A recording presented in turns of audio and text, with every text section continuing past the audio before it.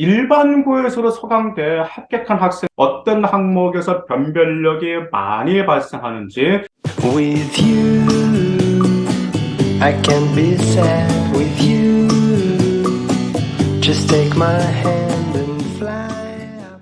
안녕하세요. 맘땡입니다. 이제 오늘은 서성한 중에 바로 서강대 서류평가 어떻게 하는 건지, 그 다음에 서강대에서는 어떤 항목에서 변별력이 많이 발생하는지 그 점에 대해서 말씀드릴까 해서 이렇게 방송으로 찾아뵙게 되었습니다.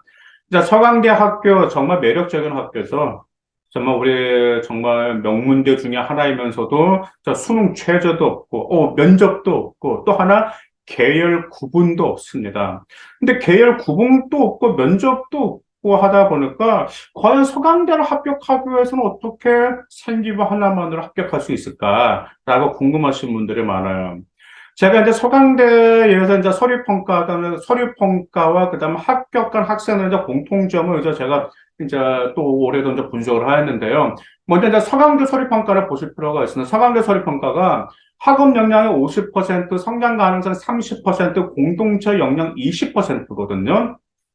근데 학업 역량이 50%인데 학업 역량 엄밀히 나누면 성취 수준이 40%고 창의적 문제 해결력이 10%예요.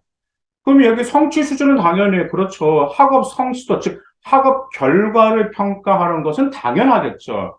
자, 그런데 서강대 같은 경우는 한양대라든지 그냥 서영고와 마찬가지로 반영된 내신만 평가하지를 않습니다. 어떤 환경에서 공부했는지, 어떤 선택지가 있었는지, 그리고 왜 그런 선택을 했는지, 마지막으로 그 선택으로 인해서 어떤 점의 역량이 향상되었는지 이 점을 서강대에서는 노말 평가하고 있어요. 성취 수준은. 그래서 종종 그래요. 우리 학생들 보면 서강대는 특목고 자사고 학생들은 많이 합격하지 않나요? 예, 맞아요. 서강대 당연히 특목고하고 자사고 학생들도 합격을 많이 하는 편인데 일반고에서도 서강대 합격한 학생들 꽤 제법 있습니다. 올해도 그랬고 작년에도 있어 그랬거든요. 그래서 그렇다고 그 학생들이 뭐 일반고에서도 내신 따기 어려운 학교 그런 거 아니에요. 평범한 일반고예요. 평범한 일반고고 심지어 작년에 한 서강대 합격한 여학생 같은 경우는 이제 군단의 학교입니다. 그 다음에 학생 수가 많지도 않아요. 그런데 이제 그 생활기록부를 보니까 본인이 어떤 과목 이수하려고 해도 과목도 없어. 어떤 활동을 하려고도 없고, 심지어 동아리 활동도 다양하지가 않아요. 그런데 그 주어진 환경에서 나름 혼자 뭐 실험도 하고, 뭣도 하고, 선생님 도움도 받고 하면서 그런 과정이 나왔습니다. 자기 혼자서. 그래서 이런 케이스 학생들이 일반고에서 서강대에서 성취 수준을 인정받아 합격을 하였어요. 자, 성취 수준에 뭐가 나와야 된다고요? 내신도 중요하지만 제일 중요한 게 환경. 그다음 두 번째, 그럼 어떤 선택지가 있었는지, 세 번째, 왜 그 선택을 했는지가 나오고, 그다음 네 번째, 그 선택으로 인해서 어떤 역량 향상이 되었는지, 이 점이 서강대에서는 학업 역량의 성취는 40%를 평가하고 있다는 점 여러분들 기억해 두시길 바라겠습니다. 일단 창의적 문제 해결은 10%라고 그러는데, 이 10% 여러분들 무시하시면 절대 안 돼요. 왜냐하면, 자, 성장 가능성은 30%를 평가하고 있잖아요. 그래서 이 창의적 문제 해결력의 성장 가능성을 연계가 돼서 그래서 엄밀히 따지면 학업 역량 40%, 성장 역량 성장 가능 40% 그렇게 봐도 무방합니다. 그래서 학업 역량과 성장 가능성이 가장 중요한데 이 창의적인 문제 해결력을 이제 어떻게 평가를 하게 하냐면 문제 해결력이라고 하니까 이제 이렇게 생각할 수가 있겠죠. 어떤 점은 자기가 창의적 문제 해결했다. 근데 그게 중요한 건 아닙니다. 뭐가 중요하냐면 자기 스스로 탐구 영역을 확장한 게 동아리 활동이라든지 일단 전공 관련 과제 되게 나와줘야 됩니다. 그러면서 지적 호기심을 해결한 과정이 나와줘야 돼. 근데 서강대 같은 경우는 창의적 문제 해결을 리더십도 평가를 하고 왜냐하면 주도적으로 탐구 영역을 확정하고 어떤 뭐 팀을 줄인다라든지 꾸린다라든지 역할 분담 이런 점들이 필요하잖아요. 그러다 보니까 리더십도 같이 발휘하는 그런 모습을 보여준 학생들이 서강대에서 합격을 하였습니다.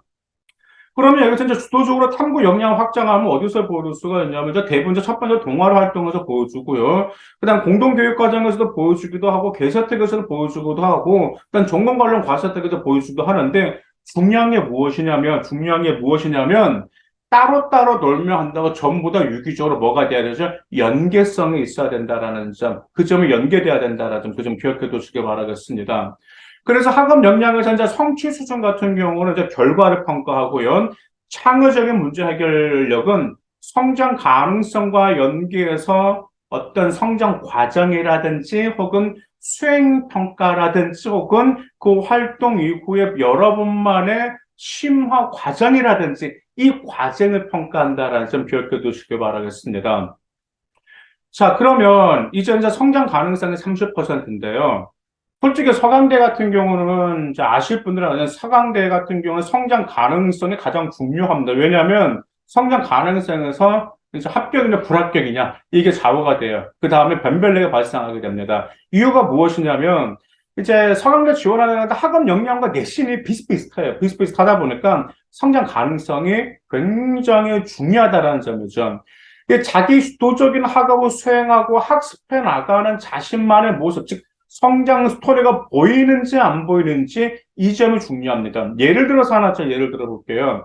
자, 이제 수행평가라든지 이제 동아리 활동 이후에 이제 궁금증이라든지 혹은 이제 본인에 대한 한계점을 느끼고 대안을 찾는 과정과 노력도 될 수도 있어요. 그래서 이런 학생들 종종 좀 굉장히 이런 학생들이 이제 생기가 있었거든요. 뭐가 있냐면 이제 여러분도 우리 학생들 같은 경우는 이제 서강대 같은 경우는 아이들이 이제 골고루 다 잘하잖아. 골고루 다 잘하는데 이제 전공과 관련된 과목만 유난히 잘하고 전공과 관련이 없는 과목은 소홀히 했던 아이들 같은 경우는 솔직히 서강대는 힘듭니다. 왜냐하면 서강대 같은 경우는 대안을 찾는 과정을 굉장히 중요시하다 보니까 전공과 관련이 없는 과목도 그 아니단 말이에요. 그 다음에 전공 관련 없는 과목인데, 과연 그 과목에서 배우는 단원이 나에게 무슨 의미가 있을까? 혹은 나에게 혹은 진로에 어떤 도움이 될 수 있을까? 막 이런 점이 있어요. 그 점 어떻게 응용해 볼까? 이 점을 사회에 어떻게 한번 적용해 볼까? 이러한 고심한 흔적이 아이들에 나와 있습니다. 그래서 여러분들이 이 점도 활용하실 필요가 있고요. 그리고 학교에서 다양한 활동을 하고 있는데, 자, 그 활동은 단지 배움이나 수행평가로 끝나는 것이 아니고, 그것을 얼마만큼 나에게 좀 쓸모있게 만들어야 될까? 이 점을 어떻게 적용할까? 현실적으로 어떻게 적용할까? 이 노력하는 과정도 성장 가능성에서 평가를 하고 있어요. 그러면 이제 무엇이 있냐면, 여러분들이 금방 이 두 가지를 생각하는 과정을 통해서 무엇이 나오는지 아세요? 자, 스스로 실험도 하죠. 그냥 논문도 조사하죠. 자, 그러면서 무엇인가 보면 여러분들 깨달았죠. 왜? 깨달은 게 결과물에 나오잖아. 보고서라든지 생활기록부에 나오잖아. 그러면서 이 점이 바로 문제 해결력으로 평가를 하고 있습니다. 서강대에서. 무슨 말씀인지 이해하시죠? 이점 정말 중요합니다. 그래서 이런 점들도 중요하고, 그 다음 또한 대학교의 서강대 같은 경우는 대학교에서 학업을 수행할 수 있는 능력을 보여주는 것도 성장 가능성으로 평가를 하고 있어요. 서강대, 다른 대학교도 마찬가지겠지만, 고등학교 때 본인이 얼마나 많이 알고 있는 것이 중요한 게 아니거든요. 제일 중요한 것은 그것을 어떻게 활용할 수 있는가, 이 점이 바로 성장 가능성 포인트예요. 더구나가 여러분들 이 점 아셔야 돼요. 서강대 같은 경우는 서류평가 여자 전공 적합성 평가 요소가 없습니다. 즉, 전공 관련 교과를만 공부하기보다는 여러분들의 학업 수행하는 이유와 여러분만의 색깔을 찾고 기본기가 탄탄한 학생을 원하기 때문에 그러다 보니까 여러분들은 많이 알고 있는 게 중요한 게 아닙니다. 어떻게 활용할 것인지, 그 다음에 전공과 관련이 없는 과목도 어떻게 이 점을 나에게 유리하게 적용할 것인지, 이런 고심한 흔적들이 그 아이들의 생활기록에 나와 있어요. 이런 학생들이 서강대에서 좋은 결과를 보였습니다.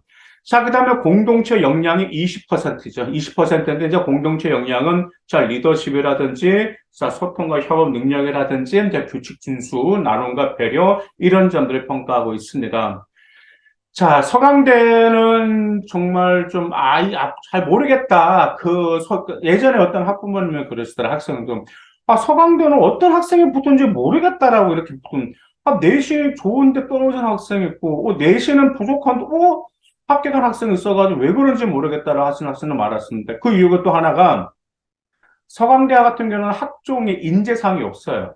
보통 인재상이 다 있잖아요. 그만큼 다양한 가능성과 잠재력이 있는 학생들이 모여서 다양한 강점을 지닌 지원자들을 선호하기 때문에 서강대 학교 인재상이 없습니다. 그래서 전공 적합성과 진로 역량을 미흡해도 매년 학생들 합격하였고 올해도 그런 여학생 3명이 합격한 케이스가 있습니다. 그렇기 때문에 오늘 이제 서강대 같은 경우는 서류평가 어떻게 하는 건지, 어떤 과정에 드러나야 되는지 금방 말씀드렸었죠. 그 점 매우 또 중요한 포인트죠. 그래서 그런 점들이 이제 생활기록부에 나왔는지 확인해 보시고 나오지 않았더라면 올해 어떻게 이 역량들을 보일 것인지 계획을 잘 하시기 바라겠습니다. 감사합니다.